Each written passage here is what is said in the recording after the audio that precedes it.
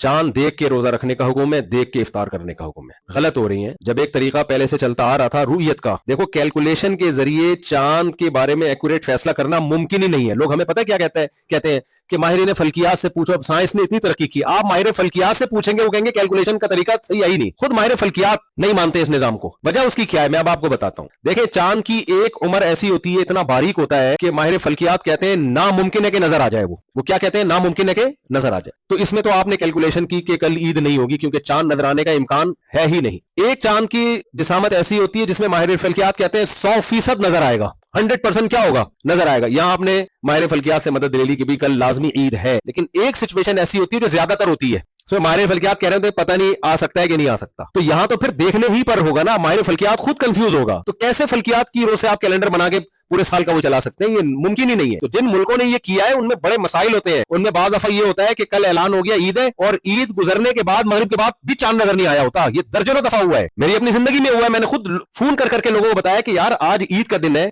मगरिब के बाद भी तुम्हारे शहर में चांद नजर आ रहा है। लोग कह रहे हैं नहीं नजर आ रहा, हालांकि दूसरे का दिन का चांद तो जितनी भी नजर कमजोर हो ना लाजमी नजर आता है। तो इसलिए ये बिल्कुल बुझने का खेज बात है। तो इसमें ये गलत है जो सिस्टम चला आ रहा है ना सदियों से, चांद देख के रखना और गवाहियां लेना, वही ठीक है। ये फल्कियात, माहिर फल्कियात भी रुयत ही को तरजीह देते हैं। जो फल्कियात के माहिरीन है वो भी यही कहते हैं कि देखे बगैर आप नहीं फैसला कर सकते, और अगर आप कैलेंडर पे डाल दोगे तो फिर ब्लंडर होंगे। और होते रहते हैं जिन मुल्कों में कैलेंडर में बड़े बड़े ब्लंडर होते हैं, वहां पे ऐलानात होते हैं कि इस दफा एक रोजा खा गए, एक रोजा बढ़ा दिया, एक ये कर दिया। और सबसे बड़ा मसला तो ये होता है कि बहुत दफा ऐसा होता है, बहुत दफा, चंद दफा नहीं, कि ईद का जो दिन गुजर चुका है ना, गुजरने के बाद भी ईद का चांद नजर नहीं आया, तो कंफर्म इसकी अलामत होती है कि रोजा खा गए। वरना तो पहले दिन का चांद में तो इख्तिलाफ हो सकता है, किसी को नजर आए ना आए, दूसरे दिन तो 100% नजर आएगा ना, वो दूसरे दिन भी नहीं आ रहा। बहुत दफा ऐसा होता है। तो ये है ये जो कैलकुलेशन का नतीजा। लोग कहते हैं कि मौलाना को साइंस का नहीं पता, इसलिए कहते हैं रुयत। ये मौलाना लोगों को अब तो दुनिया बहुत आगे, ये वही है डार्विन की बात है।